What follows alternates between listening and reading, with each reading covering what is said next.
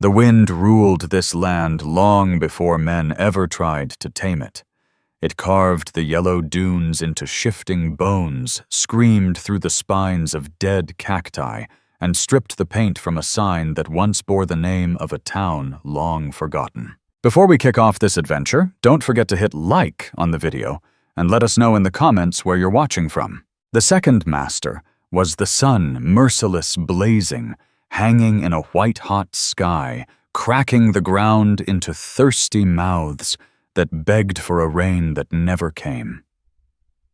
High above, vultures drifted in lazy circles, their shadows sliding over the earth like dark omens.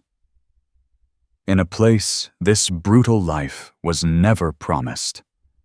And at the heart of that empty valley stood what was left of the old mission of redemption. Its adobe walls, once golden, now faded to the color of ash. The bell tower no longer rang.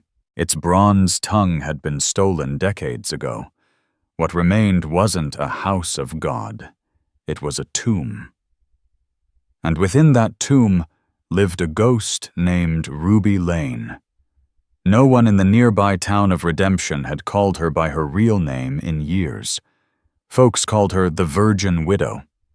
It was a cruel bit of frontier poetry, a title born of gossip and pity whispered by men who couldn't stop staring, and women who couldn't stop judging. She wore black every day, her mourning clothes not for a husband, but for a life that had never truly begun. At 24, Ruby's youth was hidden beneath layers of coarse fabric and silence deeper than the desert night. She measured her life by the sun and the changing seasons, not by human company. Behind the cracked walls of the mission, she tended a small garden coaxing life from stubborn soil, tough-skinned squash, lean beans, herbs that smelled of dust and survival. Her arms were strong from drawing water from the deep stone well. She spoke to no one, save for the occasional murmur to a lizard or a stray weed. Her voice, when it rose, was rough like an old instrument left too long unused. Once a month, she'd walk 5 miles into town, her face hidden beneath a black bonnet, a basket of herbs in her hands to trade for flour, salt, and oil. As she passed down the single dusty street, eyes followed her. "There she goes," they'd whisper, "the Virgin Widow."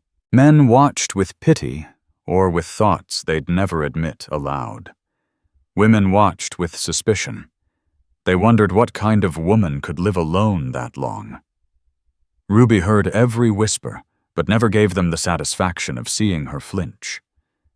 She'd trade with Pastor Whitlow at the store, speaking little more than a few words, and then return to her solitude, leaving the murmurs behind like flies buzzing after her shadow. She hadn't always been this way. Once these walls had been filled with her father Hank Dobbs's sermons, and her mother Mary Beth's gentle hymns. But that was another lifetime. Now only ghosts lived here. Ghosts of memory, ghosts she fought to keep buried. And sometimes when the night was at its stillest, the memories crept back. She was a child again, 10 years old, hair the color of corn silk, chasing a jackrabbit beneath a cruel summer sun. Behind a ridge of rocks, she found him an Apache boy, maybe 12, his leg caught in a metal trap. His skin was the deep brown of rain-soaked earth, his black eyes sharp with pain and defiance. He didn't cry out. He just stared like a cornered wolf ready to die on his own terms. Fear crawled up her spine. She'd been taught to fear his kind. Yet in his eyes, she saw not a savage, only a boy bleeding and alone. Her father's voice echoed in her head. "Kindness is the only language the Lord demands we speak." She ran back to the mission and returned with a flask of water, a wedge of bread, and her father's wire cutters. The boy never looked away while she worked the trap, her small hands trembling. When the steel sprang open, he didn't thank her, but his eyes softened for just a breath. She helped him to his feet. He leaned on her. For a fleeting moment, two worlds stood in peace. Then came the sound of boots and shouts the prospectors. Faces burned red with sun and whiskey. They tore the boy from her arms, shouting slurs, binding his hands. Ruby screamed for her father, but it was too late. They dragged the boy away, his dark eyes searing into her memory, a silent question she would never answer. That was the day the world bared its teeth, and she learned to live behind walls. Far off on a ridge above the valley, a lone rider sat motionless. The man was lean and hard, his body shaped by a life without comfort. A scar ran from his temple to his jaw, a pale slash against sun-darkened skin. His hair was long tied back with leather, his clothes simple buckskin. He moved with the silent grace of a predator. This was Tay, no longer the boy in the trap, but a warrior forged by fire and loss. For days he had watched the old mission from afar. He hadn't returned for vengeance, but for a ghost, a memory of mercy that had haunted him through war and exile. He had escaped miners, outlasted soldiers, and fought battles that hardened his soul. Yet through all of it, the image of a small girl with corn silk braids had stayed his single light in the darkness. Now, he had found her. But the girl was gone. In her place stood a silent woman dressed in black. From his vantage point, Tay studied her movements, the solitude that wrapped around her, the weary slump of her shoulders, the quiet grace of her hands. She looked like a prisoner, locked inside her own heart. And something within him, something he thought long dead, stirred back to life. Something inside him, something he thought had long turned to stone, ached for her. She had once freed him from a cruel iron trap. Yet now she seemed the one imprisoned, bound by walls no man had built. He knew that kind of cage. He carried its scars across his own skin. Tay watched from the ridge patient as the wind. To approach her openly would mean danger for her and for him. A lone Apache warrior, appearing at the gates of a white woman's home, was a call for bullets, not mercy. So he waited a silent shadow, watching over her. As dusk bled into the horizon, the sky burned in violent shades of orange and violet. The wind picked up hot, heavy, full of grit. It rattled the roof tiles of the old Mission of Redemption, moaning through the hollow archways like the restless dead. Inside Ruby Lane lit a single candle. Its flame danced wildly, the light trembling against cracked plaster walls.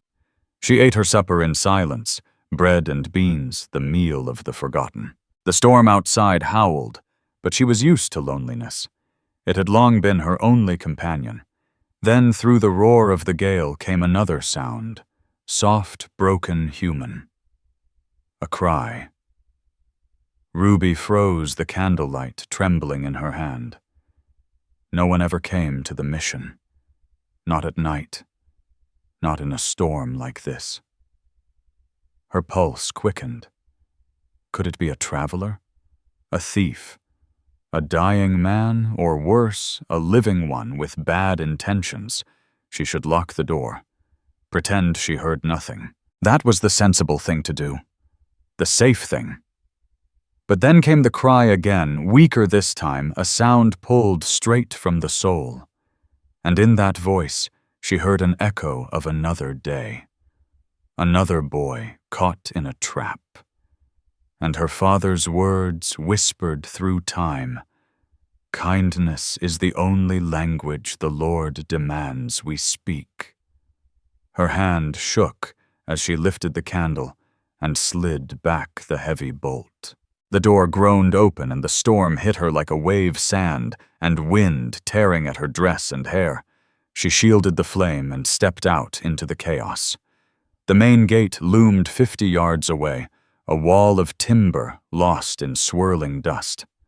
Through the storm's haze, she saw a dark shape slumped against it. Her breath caught.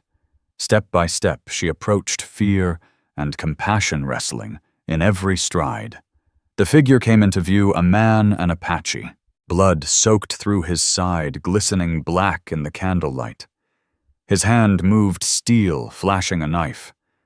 But then he turned his head. And when their eyes met through the trembling glow, time itself seemed to stop. Those eyes, dark, fierce, and full of pain, she knew them. Older now, harder carved by war and loss, but the same eyes she'd seen in a boy long ago. Recognition flickered, then disbelief, then nothing. The knife fell from his grasp as he collapsed. Ruby didn't hesitate. The fear that had once ruled her broke apart like glass. She ran to him, her heart pounding with a strange, desperate clarity. She could not lose him again. With a strength born of terror and mercy, she unlatched the great gate and dragged him inside. The wind slammed it shut behind them with the hollow thud of a coffin lid. Her quarters were too exposed, too visible from the outside. So she led him through the dark corridors to the oldest part of the mission, the chapel no one entered anymore. The door creaked open, the air inside thick with dust and forgotten prayers. She eased him down behind the crumbling altar. The candlelight flickered against the stone walls, turning the place into something half holy, half haunted. He was barely conscious, his breath shallow, his skin fevered. Ruby tore strips from her only clean petticoat, her fingers trembling but determined. The wound in his side was bad ragged, torn by a bullet that had gouged deep. She cleaned it with boiled water steeped in yarrow from her garden, the way her mother, Mary Beth Dobbs, had once taught her. Her touch was hesitant at first, afraid to hurt him, or to feel too much, but as she worked, that hesitation hardened into purpose. The only sound between them was the rasp of his breath, the whisper of cloth, and the steady crackle of the flame. He watched her through half-lidded eyes, every movement she made reflected in the dark mirrors of his own. It was an unspoken conversation, her hand brushing his ribs, the twitch of his jaw as pain flared. In his gaze, she was no longer the virgin widow. She was the girl who had once dared to show mercy, and as she threaded the needle from her mending basket and began to stitch his wound, Ruby Lane realized something she hadn't felt in years. Life, fragile, defiant life, had returned to the mission. Her head bent low as she worked strands of pale hair falling loose from her bun to brush against his chest. He could smell her clean soap, wild herbs, and the faint trace of earth. It was the scent of survival, a sharp contrast to the metallic tang of his own blood. Tay knew then, with the kind of certainty that doesn't need words, that it was her. The girl who once cut him free from iron jaws. The years had carved her face into something striking and solemn beauty, hardened by sorrow. The light in her eyes had dimmed, but it was the same light. He wanted to speak her name, to tell her who he was. But when he looked at her, at the quiet fear beneath her calm hands, he swallowed the truth. That wound didn't belong to him to reopen. To tell her that he was the reason her childhood had ended in blood and ruin would be nothing but cruelty. So he let her believe he was just another stranger passing through a broken world. When she finished cleaning the wound, Ruby spread a poultice of comfrey and wrapped it tight. Then she brought him water in a dented tin cup, holding it to his lips. His hand brushed hers as he drank a brief spark that startled them both. She pulled back as if burned, her breath-catching color rising in her cheeks. For 3 long days, Tay drifted between fever and silence. Ruby became a creature of duty and dim candlelight, feeding him broth, cooling his forehead, changing the bandages. She slept on a wooden pew by the altar, waking at every sound. and in the quiet hours she studied him. The scar along his cheek, the strength in his hands, the heavy black hair spread over the burlap sacks she'd dragged in from storage. He looked like the wilderness itself, wild-scarred, untamed. And yet she wasn't afraid. That realization scared her more than the fever ever could. On the fourth night, the fever broke. His breathing steadied his gaze clear once more. The silence between them shifted. It wasn't emptiness anymore, but space they shared. Then came the dreams. Ruby hadn't dreamed in years. Sleep had always been a black, soundless fall. But now her nights came alive. Firelight under a sky of 1,000 stars, drums beating slow and deep, their rhythm joining the pulse in her chest. In the dream she wore no black, only a soft buckskin dress. Her feet were bare on cool earth. A hand strong and warm closed over hers. She saw dark eyes watching her through the fire eyes that knew her, that belonged to another life. She felt a touch on her cheek, gentle, reverent. No fear, only peace, like coming home.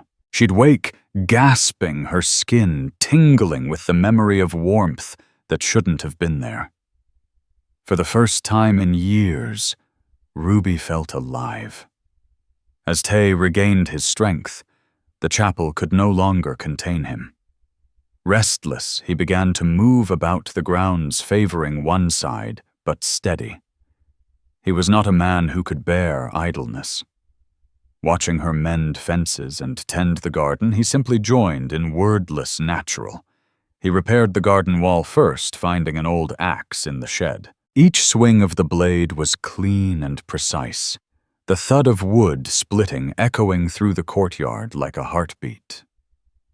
Ruby watched from the kitchen window, drawn to the rhythm. Next, he turned to the courtyard wall, long crumbled from years of neglect. Together they mixed adobe with straw and water, their hands side by side in the cool mud. He showed her how to shape bricks, his larger hands guiding hers. They didn't speak, but something wordless passed between them, a trust built in small gestures, glances, and shared breath. It wasn't just a wall they were building. It was a boundary between the world outside and the fragile life forming within. One afternoon, they rested in the shade of the wall they'd mended, sharing bread and a tin cup of water. The silence was soft now, no longer loneliness but understanding. Ruby hesitated, then spoke.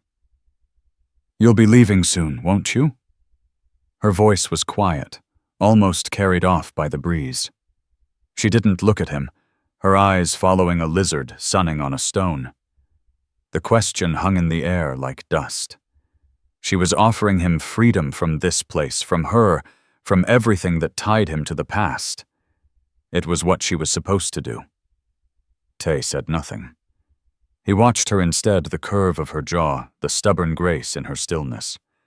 He could go. He was healed. He could vanish back into the wild where no one asked questions, and she could return to her silence.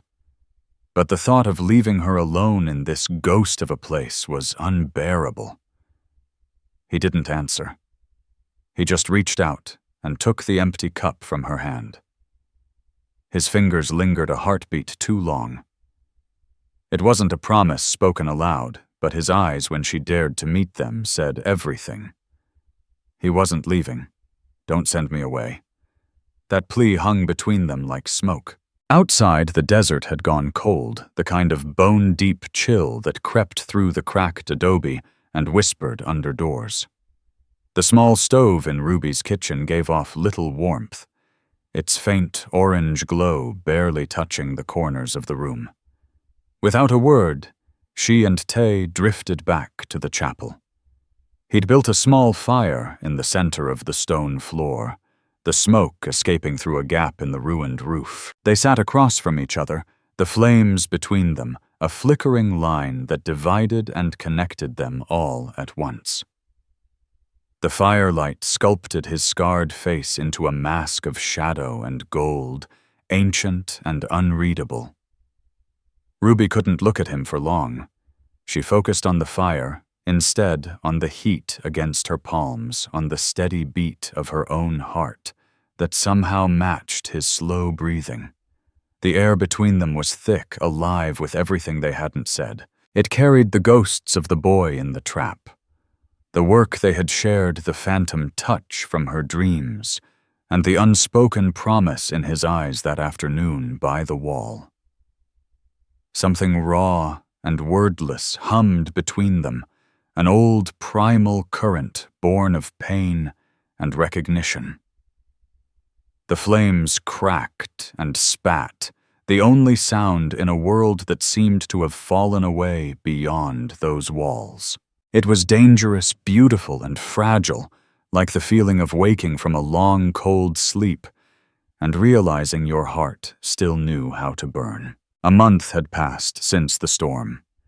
In Redemption, Ruby's absence had become a story all its own. What started as curiosity turned into whisper and then suspicion. Pastor Whitlow, the storekeeper, was the first to mention it. "The widow's late," he said. 3 weeks, maybe more. Eli Boone, the sheriff, with gray creeping through his beard, just shrugged. Probably sick. But the women Agnes Crow, Evelyn Hart, and the others fed on the gossip like hungry wolves. "No woman lives alone that long unless she's hiding something," Agnes said, her tone sharp enough to cut rope. "Ain't natural." The talk spread like wildfire. Some said Ruby Lane had gone mad from solitude. Others whispered she was a witch speaking to the dead through the cracked walls of that old mission. Then a new rumor took root, courtesy of young Luke Callahan, a farmhand with more imagination than sense. He swore he'd seen smoke rising from a different chimney of the old mission of Redemption and 2 shadows moving near the firelight. Not one. The conclusion was swift, scandalous, and irresistible. The virgin widow was hiding a man. The tale reached Zeke Callahan, the rancher, whose land bordered the mission. Zeke had no patience for rumor, unless it involved Apache. He'd lost cattle recently, and to him that was proof enough. "Only one kind of thief bold enough to raid my herd," he growled. He sent a rider north.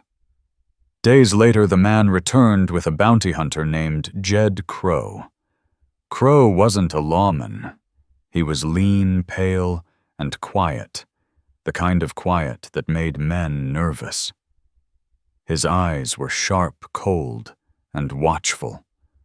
There were notches on his gun belt for a reason. He hunted men, not deer, and his specialty was Apache warriors who'd dared to cross the borderlands. When Zeke told his story, Crow listened without a word, his eyes fixed on the sun-bleached ruins of the distant mission. When the rancher finished, Crow simply nodded once. No bargaining, no hesitation. By nightfall, a shadow had begun its slow crawl toward the old mission of Redemption. Inside those walls, Ruby and Tay knew nothing of the danger creeping closer. Their world had narrowed to the quiet rhythm of days and the fragile safety they'd built with their hands. The fear that had once bound them had softened into a stillness that almost felt like peace. But ghosts have a way of demanding to be heard. That evening, Tay sat by the fire, carving something from a piece of driftwood. His knife moved with practiced grace, shaving thin curls that glowed like copper in the firelight. Ruby sat across from him, her eyes lost in the flames. He looked up. "Ruby," he said quietly. It was the first time he'd spoken her name aloud. She blinked, startled. "What is it?" He nodded toward the fire. "What do you see in there?" For a long moment, she said nothing. Then her voice came thin and brittle. "A different fire. From a long time ago." The story she had buried for 14 years began to spill out slowly. At first, Then, like floodwater through a broken dam. She told him about Hank Dobbs, her father, a preacher, who believed faith was built on mercy, not fear. About Mary Beth Dobbs, her mother, whose hymns could calm even the cruelest of hearts. And then she spoke of the night it all ended. There were men, she whispered, drunk, angry, prospectors like the ones who took you. They said a young Apache had escaped, a savage brat they called him. They thought my father was hiding him. Her voice trembled, but she kept going. And he was. You were in the old sacristy, half dead from thirst. He found you, cleaned your wounds, hid you. Tay froze. The knife slipped from his hand. The carved bird fell to the ground. Her words struck him like bullets. He was not only the boy she'd saved, he was the spark that had burned her world to ash. Ruby's eyes stayed fixed on the fire, her voice distant and hollow. They dragged my father from the house, held a torch to his face, demanded he give you up. He refused. He said God's house was a sanctuary for all souls. Her breath broke, and her next words were a whisper. He quoted scripture to them, right before they lit the match. They laughed as they dragged him outside. They tied Hank Dobbs to the mission's bell post, the rope biting into his wrists. Mary Beth Dobbs ran after them, her cries echoing through the courtyard. She begged, pleaded for his life, until one of the men struck her with the butt of his rifle. She fell, and she didn't rise again. Ruby's voice broke, her eyes shimmering with unshed tears lifted to Tay. They wanted to make an example of him, she whispered. The leader, a man with a serpent tattoo crawling up his neck, spat on the ground. Any man who stands with a savage is one himself, he said. Then he drew his cavalry saber. She stopped. The words lodged in her throat. She didn't have to finish, the image was already alive between them, brighter than firelight.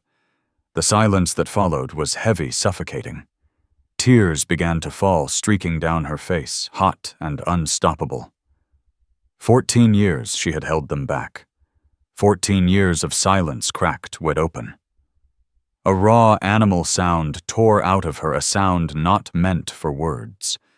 She folded in on herself, shaking with sobs that seemed to come from her very bones. In 2 strides, Tay was there. He dropped to his knees beside her, uncertain at first. Among his people, grief was born, quietly endured in solitude. But her pain was alive, wild, untamed, demanding to be met. He reached out and pulled her against him, her body trembling like a wounded fawn.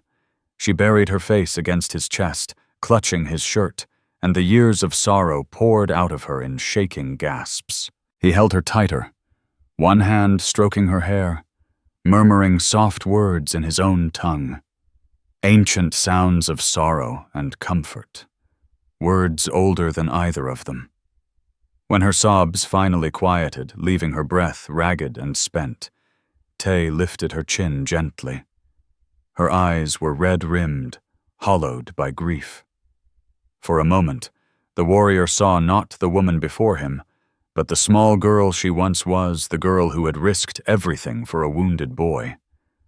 Something broke open inside him. He leaned forward and pressed his lips to her forehead. It wasn't a kiss of desire. It was a vow. A sacred, wordless promise to protect her, to stand between her and every fire the world tried to set. Later that night, the moon washed the old mission of redemption in silver light. Ruby lay on her cot, staring at the ceiling. Her confession had stripped her raw. She felt emptied, fragile, but strangely lighter. From the chapel came the sound of steady breathing. Tay was asleep on his bed of burlap sacks. The rhythm of his breath comforted her. It was proof she wasn't alone anymore. Then came a sound that twisted the air, a sharp cry, guttural and broken, followed by harsh, panicked muttering in Apache, the sound of a man trapped in a nightmare. Ruby rose quietly, her bare feet whispering against the cold stone. The moonlight poured through the high window of the chapel, silvering everything it touched. Tay thrashed in his sleep, his muscles taut, his hands clenched. He wasn't here with her. He was somewhere else, lost in fire and blood. Without thinking, she went to him. Kneeling beside him, she touched his shoulder. "Tay," she whispered. No response. He cried out again a name she didn't know. Her heart ached. For all the scars she could not see. Moved by something deeper than reason, she lay beside him, wrapping her arms around him from behind. Her warmth pressed against his back, her breath against his neck. She whispered his name again and again, softly, soothingly, until his body began to ease beneath her hands. His breathing slowed. The tremors subsided. He turned toward her, still half caught between dream and waking. His eyes opened dark and dazed, flickering with the last ghosts of whatever battle he was fighting. Then his gaze found her, and the world shifted back into place. The moonlight made her skin glow like porcelain, her hair silver against the dark. He reached up his fingers, trembling as they traced the curve of her jaw, the soft line of her lips. The touch was reverent, almost unbelieving. The air thickened, charged with something neither of them could name. It wasn't just desire. It was recognition, the meeting of two souls that had been circling each other for years. Tay leaned closer, giving her time to pull away. She didn't. She couldn't. Her heart pounded like a runaway horse in her chest. When his lips met hers, the world stopped. It wasn't gentle. It was fierce and desperate, a collision of fire and grief, and everything that had been denied them. It tasted of smoke, of tears of life clawed back from despair. 14 years of silence broke apart in that kiss, shattering into something wild and alive. The chapel, once cold and empty, seemed to breathe again with them. But as his hand slid from her cheek to her throat, his thumb resting against the frantic pulse, there something in her shattered. A wave of panic, sharp and blinding, rose inside her chest. It was too much. Too raw. Too real. The flood of emotion. The spark of life in that single kiss. It was something Ruby's body had forgotten how to feel.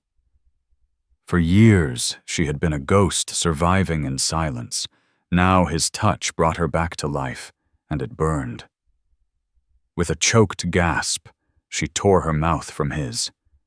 Panic flared in her chest as she stumbled to her feet, trembling eyes wide and wild. Tay looked up at her confusion and hurt written across his face. Before he could speak, she turned and fled, bare feet slapping against cold stone.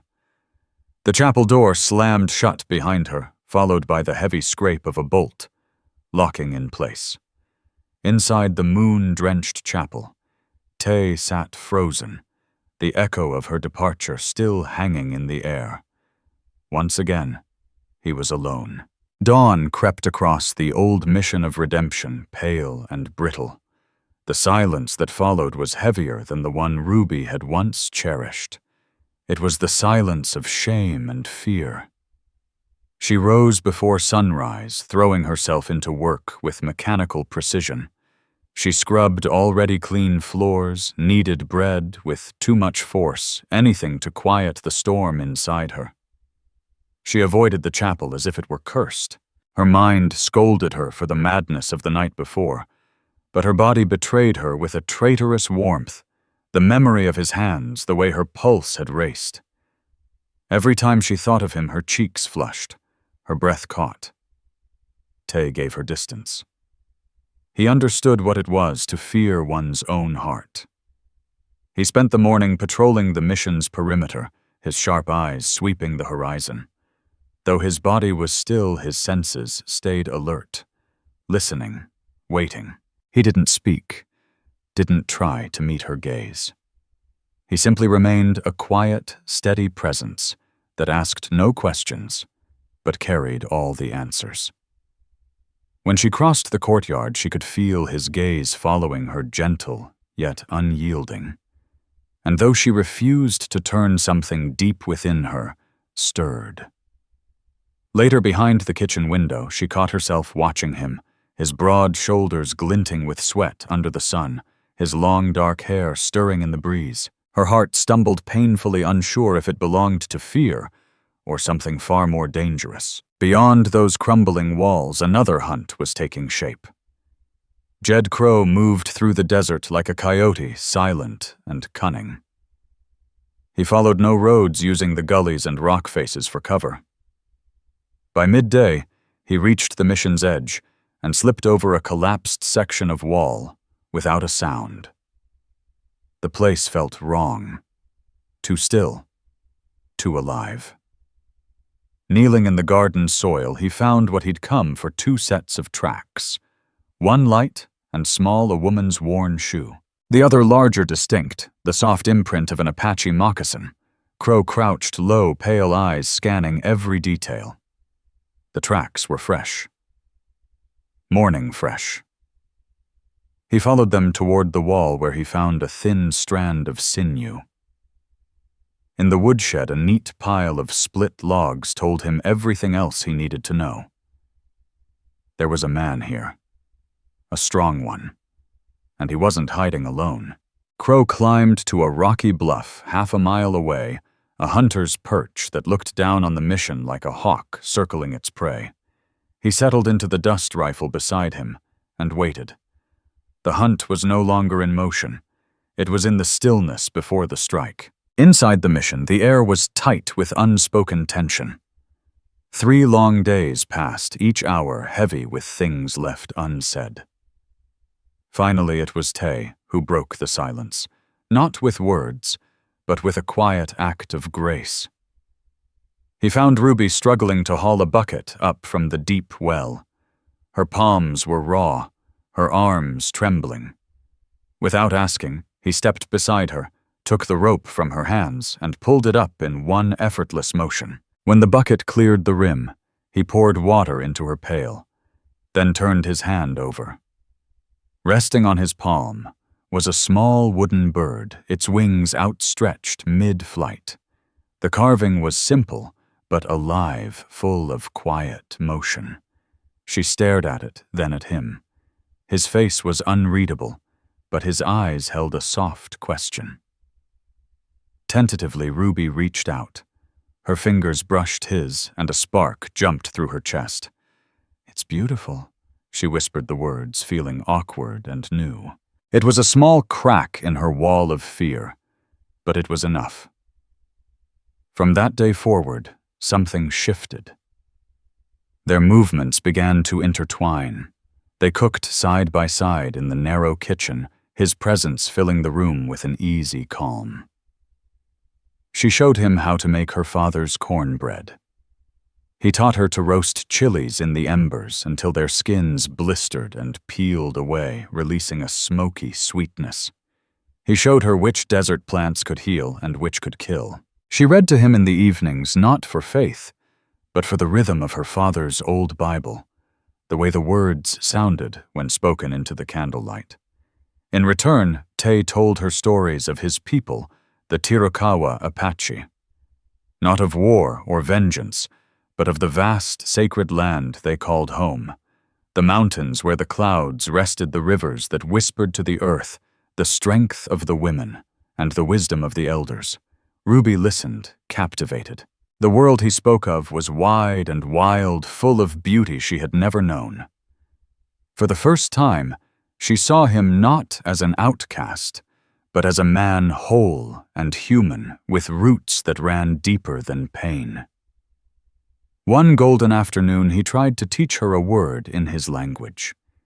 He touched his chest, saying softly, "Nashdoi," my people. She repeated it clumsy and flat, her accent bending it wrong. He smiled faintly, shaking his head. She tried again, laughter bubbling from her lips, a sound that hadn't graced the mission in years. And in that fleeting moment with sunlight falling between them, the walls that had held them both prisoner began at last to crack. He smiled a rare, startling warmth that softened the hard lines of his face. "Your tongue isn't shaped for it," he said quietly. Then he reached for her hand, turning it palm up. "The sound comes from here," he murmured, tapping his chest just above the heart. Not from the mouth. His other hand rose, fingertips brushing the hollow of her throat. "And here." The touch was feather-light, but it sent a shock through Ruby that made her breath catch. His thumb began to move slowly over the back of her hand, tracing circles that made her pulse jump. For a heartbeat, neither of them moved. They stood locked in place, his hand on hers, his fingers warm against her throat, the forgotten Apache word lingering somewhere between them. He looked at her with that same steady intensity as the night of their first kiss. But this time there was no dream, no fevered haze. This was daylight. This was real. Her heart hammered in her chest. Their joined hands trembled, caught between restraint and surrender, until finally she pulled in a shaky breath.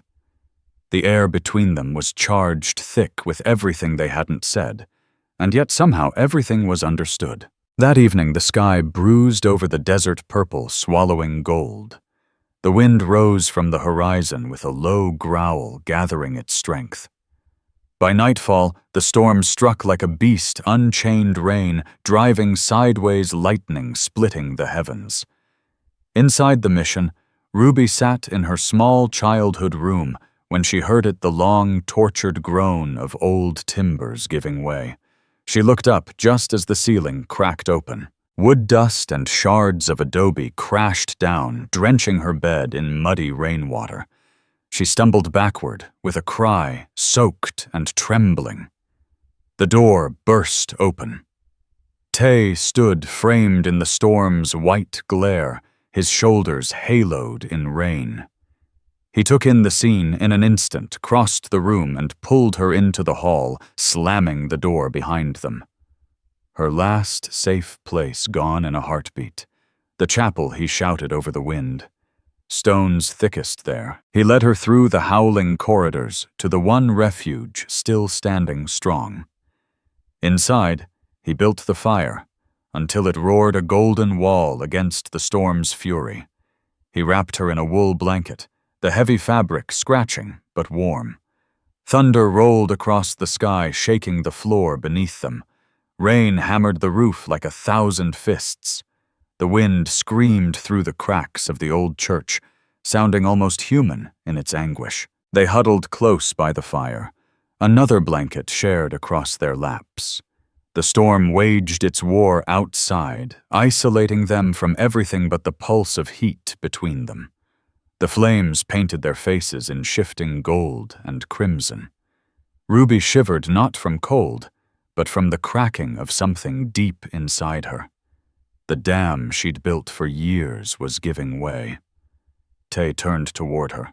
His eyes caught the firelight, dark and unreadable, yet burning with something fierce. The wind screamed again, rattling the walls, but his voice came low, steady, and close to her ear. "Ruby," he said, his breath warm against her skin.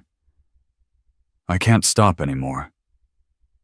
It wasn't a demand.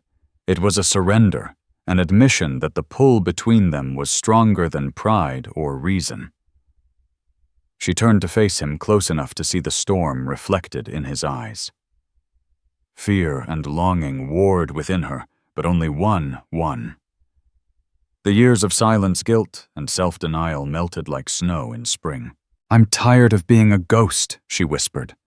"I'm tired of being alone." Their lips met, fierce, desperate, and alive.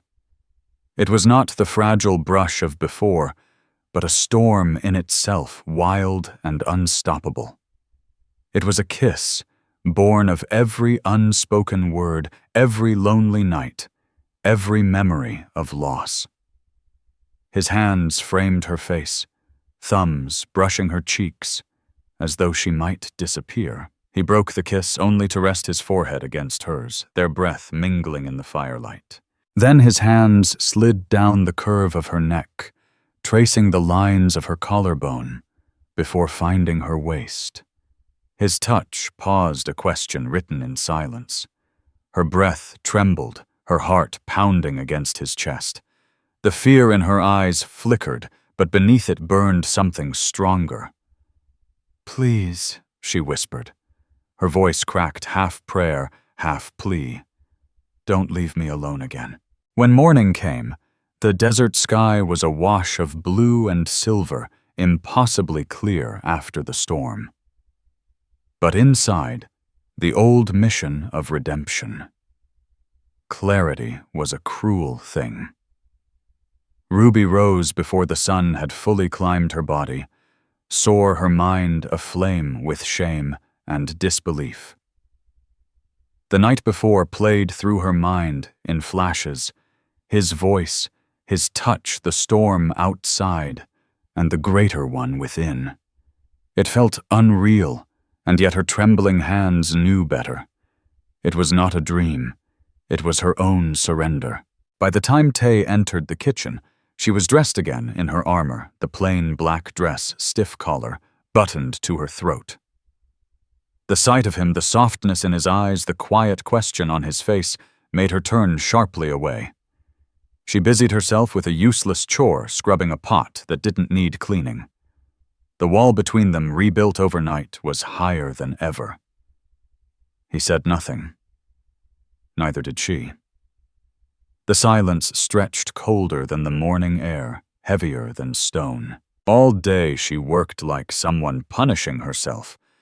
She tore at weeds that weren't there, scoured floors until her knuckles bled. She would not look at him. Every trace of warmth, every breath of tenderness she tried to wash away, but the memory of his hands, his voice saying her name lingered, like fire that refused to die. Ruby would not speak. Every word sat like a stone in her throat as she tried clumsily and desperately to shove the ghost of the night before back into its grave. Tay saw it all, the panic in her eyes, the wild, hunted look of a woman staring straight into the truth she wasn't ready to face. He didn't follow her, didn't demand answers. He only stepped back, giving her space she couldn't fill, but he didn't leave. He moved outside past the mission's cracked walls to the great wooden gate he'd once broken down. There, beneath the punishing sun, he stood motionless, watchful, torn between duty and love, a sentinel guarding the woman who now feared what she'd awakened in herself. He waited for hours, heat shimmering around him, the weight of his silence as heavy as the desert itself. From his perch on the ridge, Jed Crow watched everything unfold through the shimmer of heat. He saw the woman nervous, restless, darting from task to task. He saw the Apache warrior standing outside the gate, a statue carved in fury and restraint. To Crow, it wasn't devotion. It was opportunity. The woman was alone. The man was outside. And Crow was a hunter who knew when to strike. He circled wide, using the gullies and brush for cover until he reached the rear of the old mission of redemption. Scaling the crumbling wall, he slipped over with a predator's grace, his moccasin boots silent on the stone. He followed the faint sound of steel striking wood and found Ruby in the woodshed, her back turned, hacking at kindling with jerky, angry swings. "That's man's work you're doing," came a voice behind her, low, cold, and sharp as a blade. Ruby gasped and spun around the hatchet raised in defense. Jed Crow filled the doorway, tall and gaunt, blocking the light. His pale eyes moved over her without warmth or pity. "I'm looking for a friend of yours," he said, taking a step forward. "Apache. Don't know his name, but I can track his boots. Seems you've been hospitable." Ruby's pulse thundered, but her face hardened into stillness. She said nothing. Crow's voice turned smooth, almost conversational, the edge of danger hiding just beneath it. "Folks out here tend to be one of two kinds. Talkative, or stubborn. He stepped closer. Talkative's easier for everyone. Silence.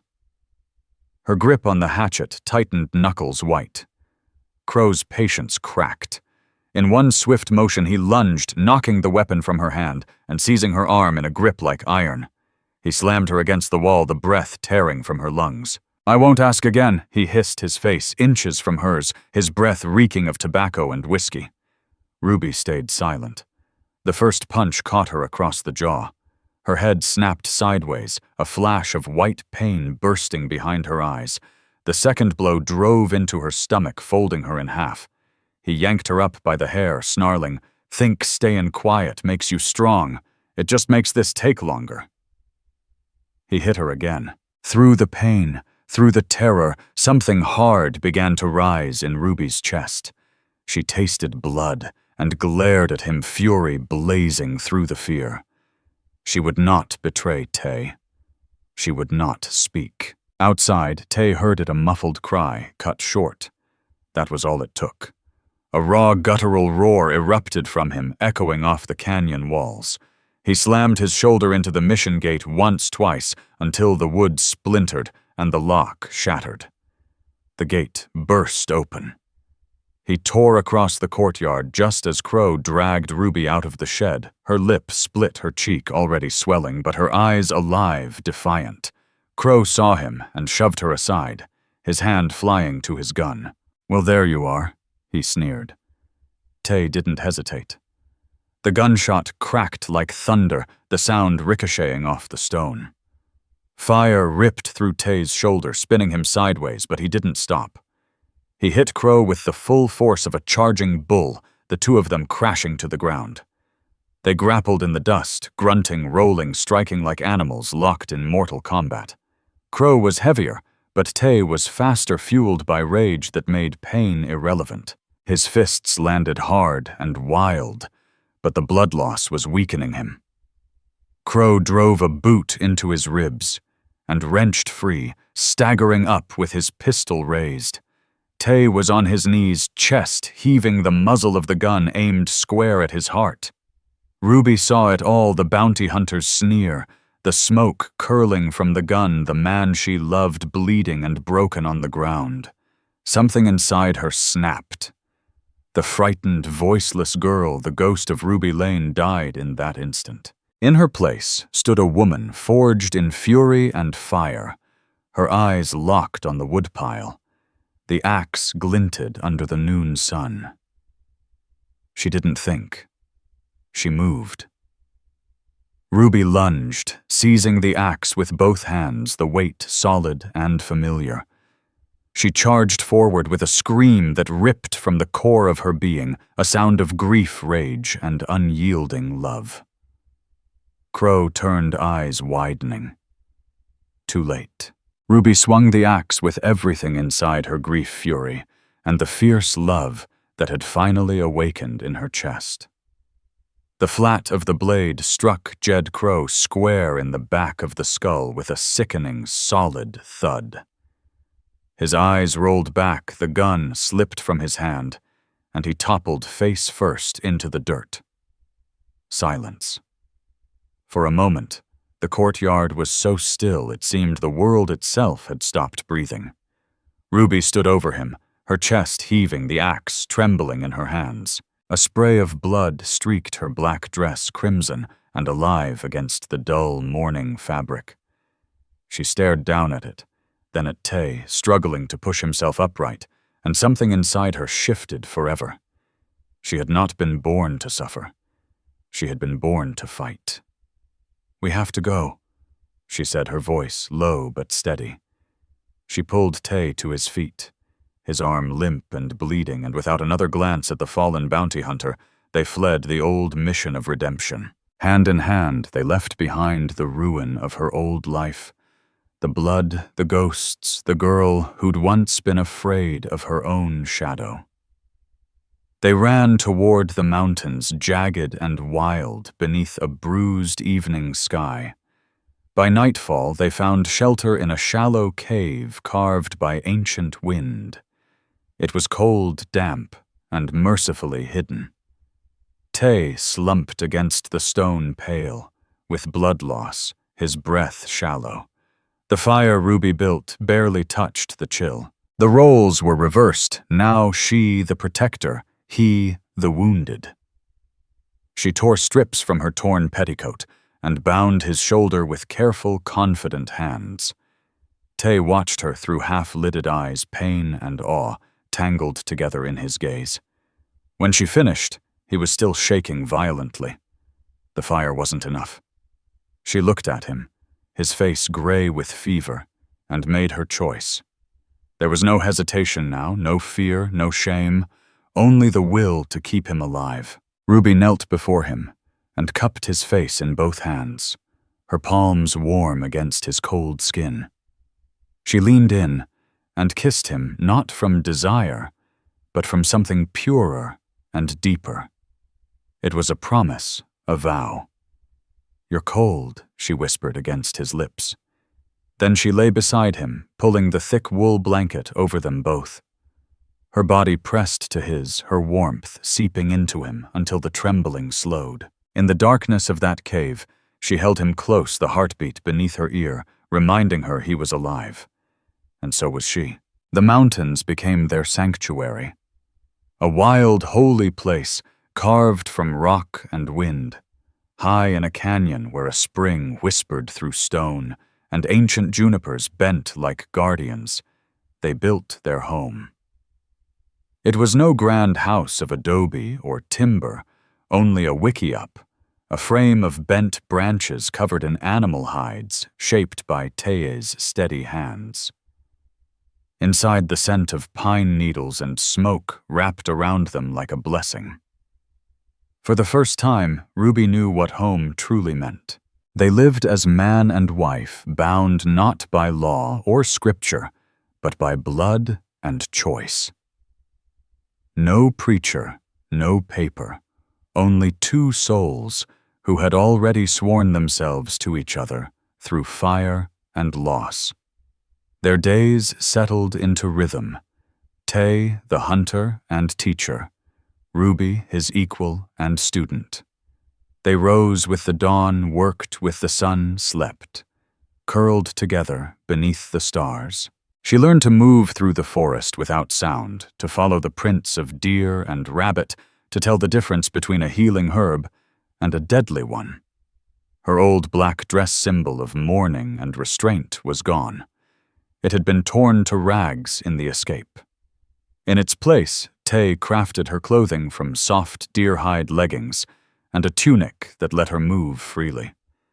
When she wore them, she felt the weight of her old life fall away. She no longer looked like a ghost. She looked like herself. Their days were hard, but full of light. Ruby watched Tay skin a deer with reverent precision, murmuring a prayer of thanks to its spirit.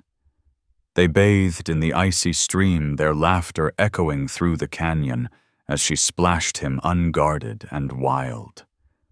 At night, they sat by the fire, his voice low as he traced the constellations in the vast western sky, telling her the names of stars in his language. She repeated each one softly, her tongue still clumsy, but his quiet smile told her it didn't matter. In those moments, the world beyond the canyon ceased to exist. They were Adam and Eve, reborn, two souls rebuilding Eden with bare hands. But paradise was fragile. Sometimes a plume of dust far down the valley would send their hearts racing. The echo of a wagon wheel, the bark of a distant dog, could turn peace into terror in an instant. They lived with the constant edge of danger, their love both refuge and rebellion. And in that tension, their bond deepened into something elemental. When they came together, it wasn't only desire, it was defiance. Each touch, each breath was an act of survival, a way of saying we are still here. Under Tay's patient guidance, Ruby transformed.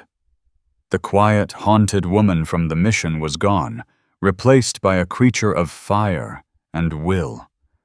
The mountains did not break her.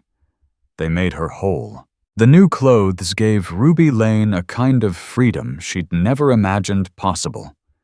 The soft, buckskin tunic and leggings moved with her body, not against it. No longer bound by lace or mourning cloth, she felt the sky on her skin, the wind in her hair, and the earth under her boots. Tay taught her to ride his lean pinto horse, not side saddle, like a proper lady, but astride like someone who belonged to the wild. The first time she climbed up, she was terrified, clutching the mane so tightly her knuckles went white. But as the days passed, fear gave way to exhilaration. She learned the rhythm of the animal beneath her, how to steer with her knees, how to let go and trust the motion. When she galloped across an open meadow, the wind tearing through her unbound hair, she felt something inside her break free. It wasn't just a ride, it was a baptism, a rebirth. Tay taught her more than how to ride. He taught her to live off the land.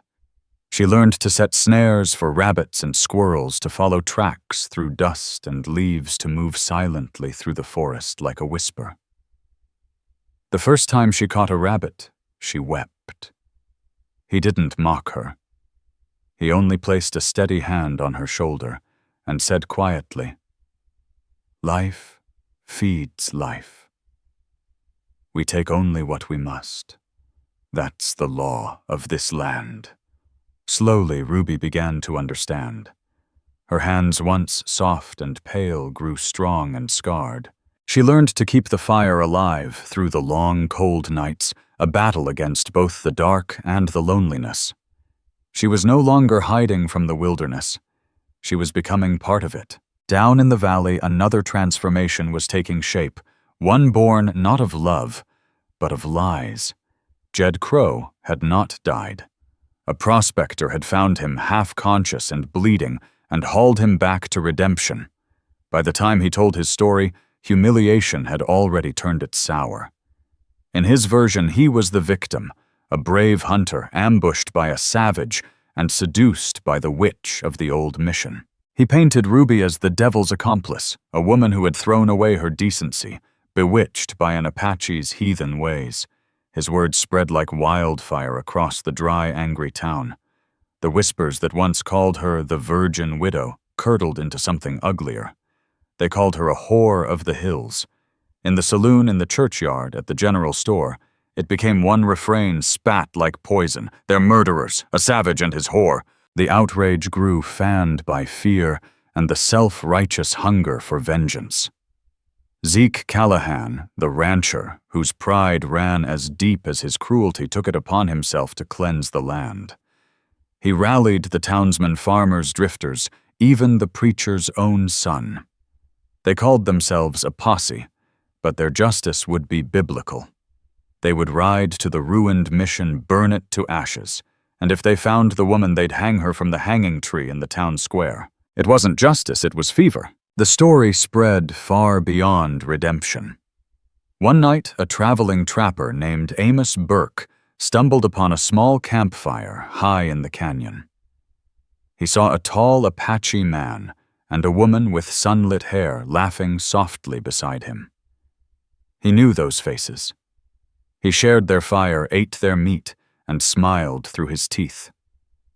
But when they slept, he crept away under the stars, racing downhill with the story that would earn him coin and favor. The next morning, Tay found the tracks. His face hardened.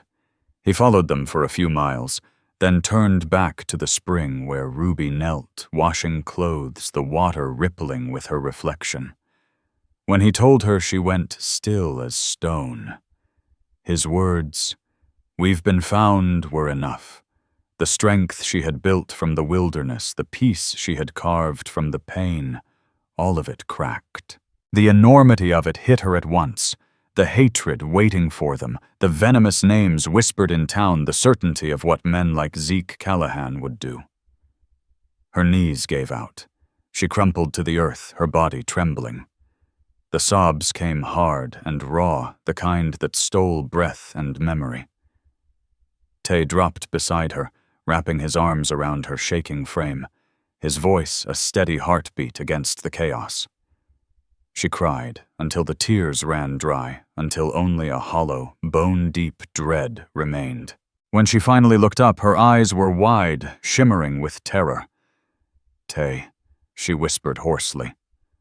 "When they find us, when they kill me, promise me something." He held her face in his hands, thumbs brushing her wet cheeks. "Don't," he murmured. Her voice cracked, breaking on the words. "If I die, will you call me your wife?" For a long moment he couldn't speak. Then he drew her closer, his dark eyes fierce with conviction. "You are my wife," he said quietly, the vow burning into the air around them. "You have been since the day you stood between me and that hunter. Your life is mine. Your name is mine. And I'll never let it be spoken as shame." A storm gathered behind his gaze, something dangerous, righteous, unstoppable. Tay rose, his expression set like carved obsidian. "They want to bring the fire," he said, voice low and steady.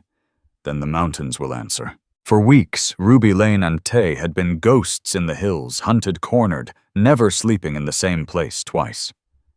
But that night beneath the dying light, something in Tay's eyes shifted.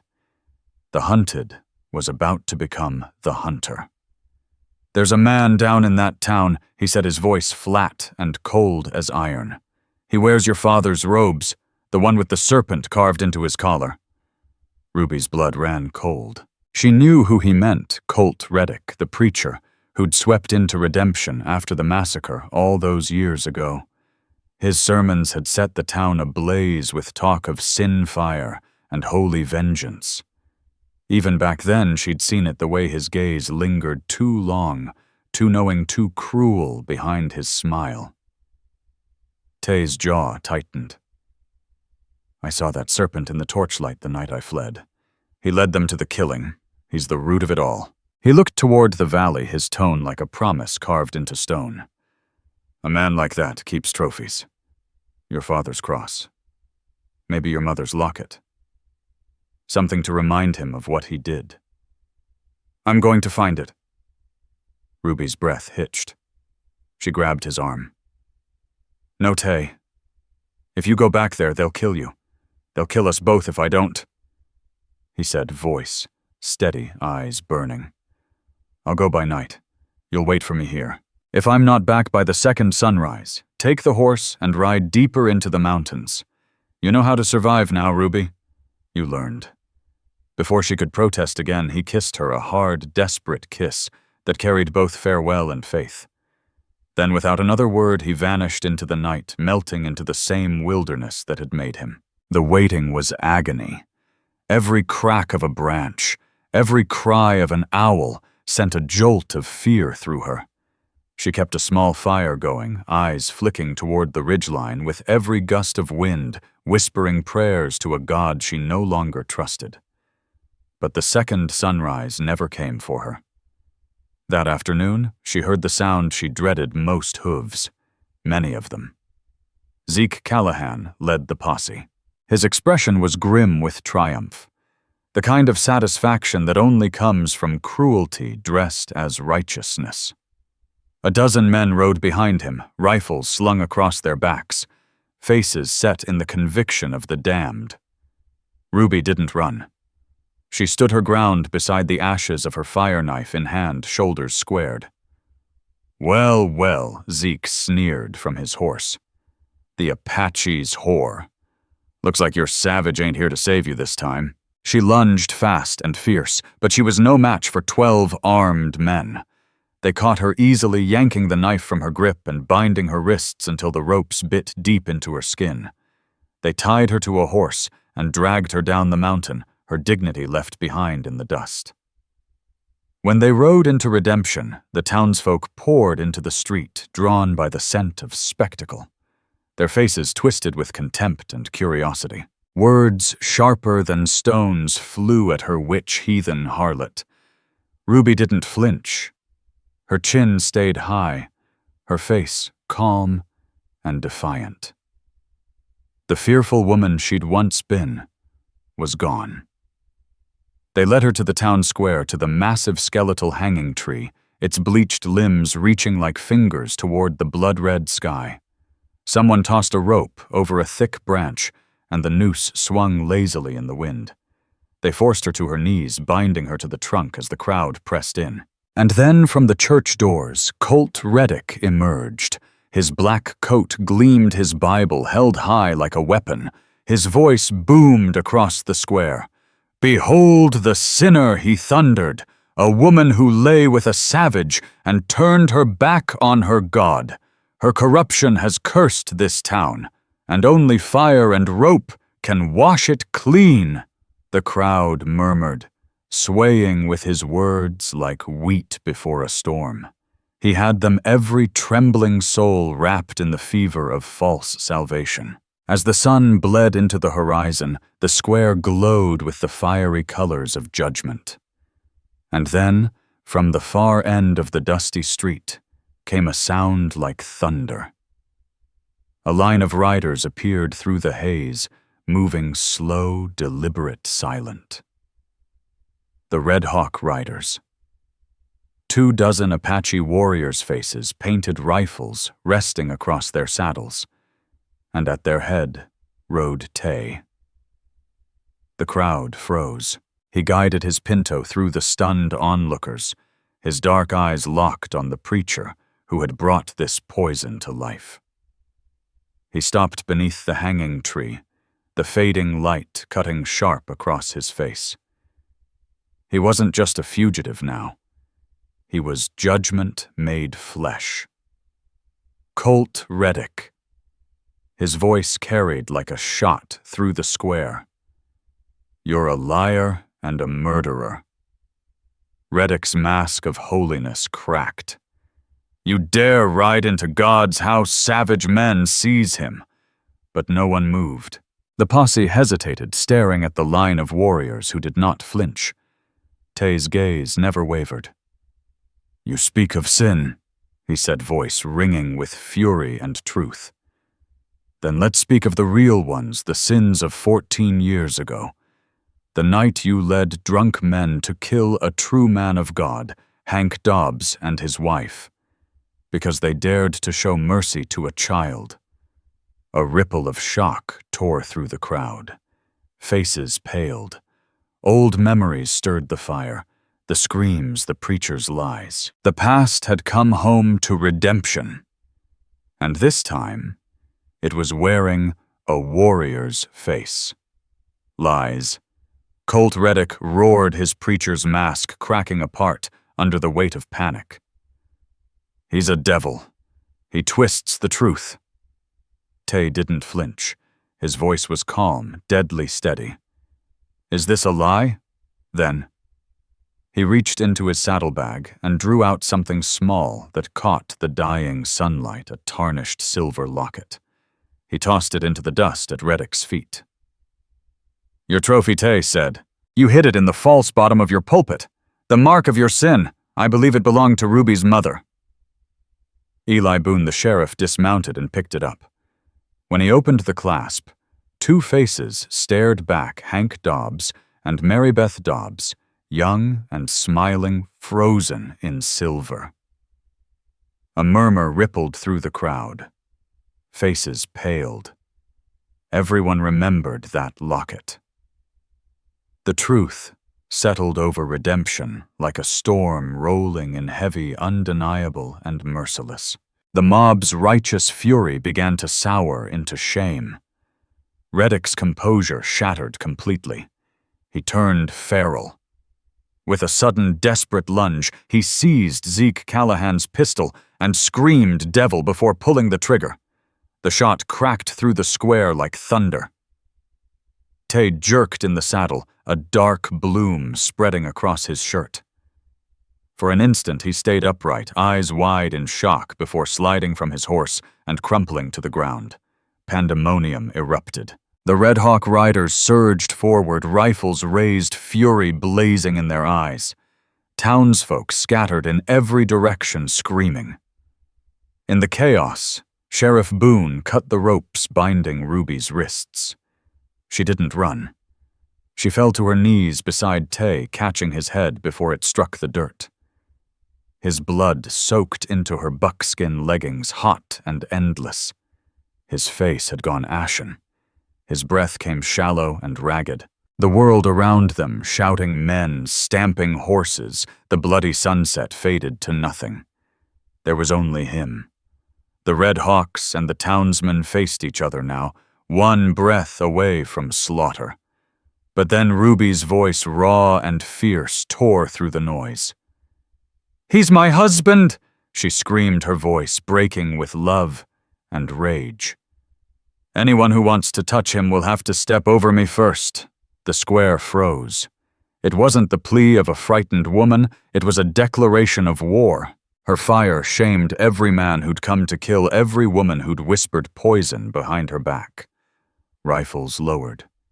No one dared move. Men who'd spat her name now looked to the ground, hollowed by guilt. Then from the heavens the first raindrop fell. It struck the dust beside her hand. Then another. And another. Within moments, a soft, steady rain began to fall, cool, cleansing, relentless. It washed over the blood, the hate, the lies, baptizing the town of redemption in silence. When it was done, Sheriff Boone spoke quietly, voice thick with conviction. "Take him," he said. "Not to the jail, to the infirmary." Reddick was dragged away in irons, spitting curses about devils and heathens. No one listened. The man who'd once commanded their faith now inspired only disgust. Weeks blurred into a battle between life and death. Tay lay in a narrow bed behind Harlan Boone's small clinic. His body burning with fever, his spirit hanging by a thread. The bullet had torn through deep, and the wound had turned foul. Harlan worked day and night, but modern medicine couldn't fight what had already taken hold. He gave him 2 days, then 3, then a week, until even the doctor, hardened by loss, began to whisper prayers. And through it all, Ruby never left his side. She slept in a hard wooden chair, her hand always resting against his chest, feeling the faint rhythm of his heart. Her eyes were hollow from exhaustion, her hair uncombed, but her resolve was unbreakable. When Harlan's tinctures failed, she turned to the wisdom of Tay's kin. The Red Hawk riders brought herbs from the mountains, bitter-root yarrow, crushed juniper, and willow bark. She brewed foul-smelling teas that filled the room with the scent of earth and smoke, pressed poultices against his wound, prayed in a language that mixed 2 worlds, frontier and Apache flesh and faith. Harlan, seeing his medicines fail, stepped back and watched. Slowly, impossibly, the fever began to break. Word spread through redemption. The same women who'd once thrown stones now left baskets of bread and broth at the infirmary door. Men who had once spat her name now tipped their hats as they passed. They saw something holy in her devotion, something stronger than dogma, fiercer than hate.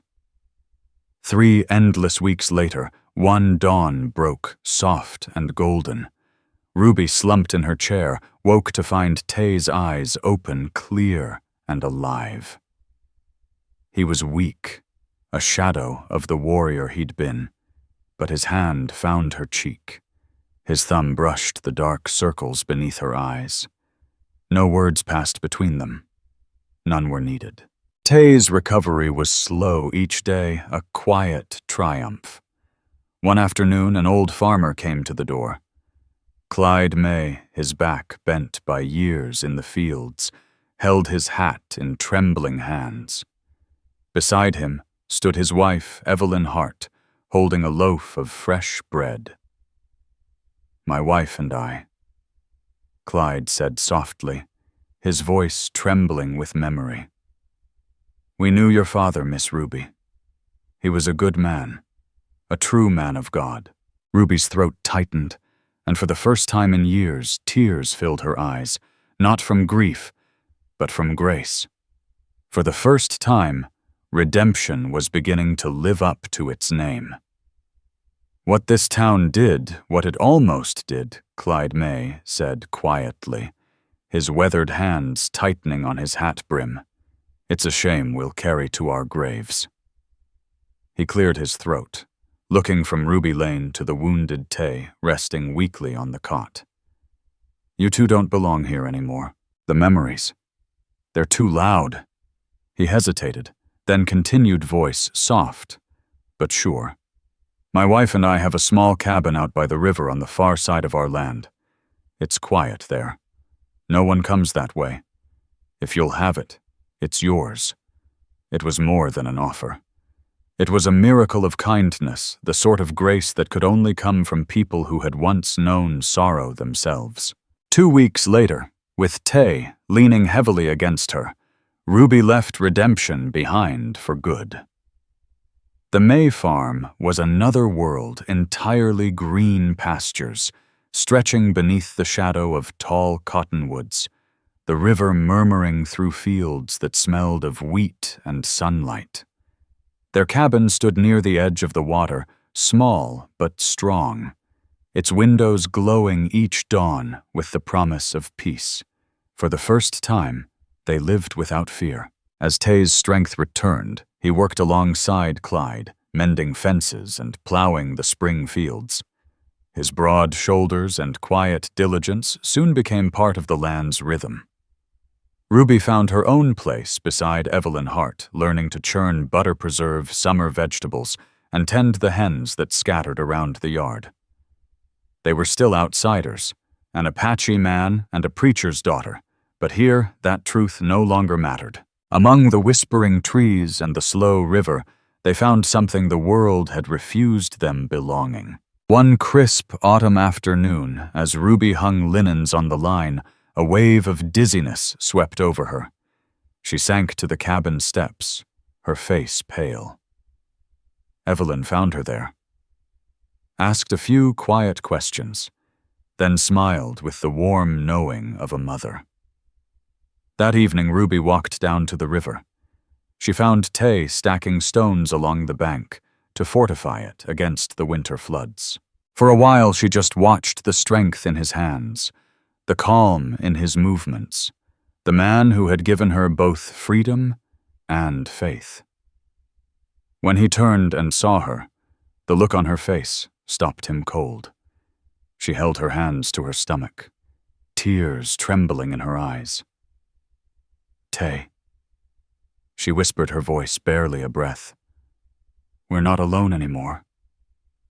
For a long moment he stared, uncomprehending, then joy broke across his face like sunlight after rain. He knelt, pressing his ear to her belly, his rough hands trembling as if he could already feel life stirring there.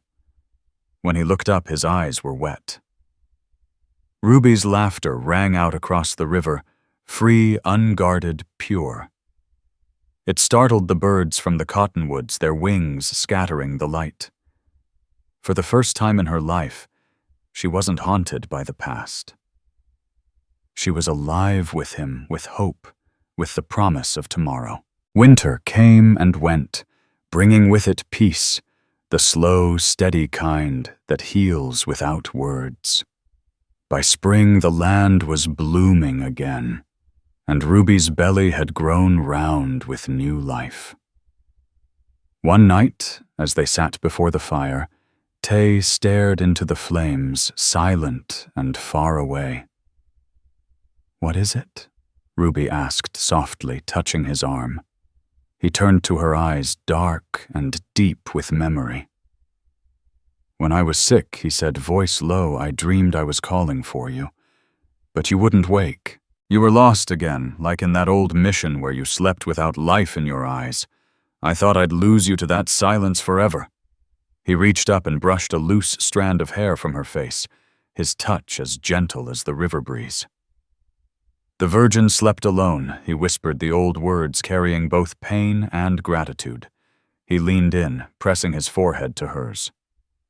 Sleep as long as you like, Sheikah, he murmured, his voice breaking with emotion. Just promise me you'll wake beside me every morning. Ruby smiled through tears. Always, she whispered. The story did not end. It simply softened into life. A year later, under a warm summer sun, a little boy with his father's dark hair and his mother's clear blue eyes toddled through a sea of wildflowers, laughing as the wind chased him. From the porch, Ruby watched her heart full. Across the field, Tay worked the fence line, his hammer striking in steady rhythm. When he looked up and caught her watching, he smiled a quiet, knowing smile that said everything words could not. They would never be legends. Their names would never grace a song or a monument. But here on the edge of the wild, they had carved something eternal. A love that survived fire and blood. A peace born of wilderness and forgiveness. A life as silent, enduring, and untamed as the West itself. If this story has touched your heart, I invite you to stay with us to discover more true tales of the Wild West. Stories that honor resilience, tenderness, and the spirit that God placed in those who blazed the trail. Subscribe, share, leave your thoughts in the comments, and join us once again to journey across this untamed land. Thank you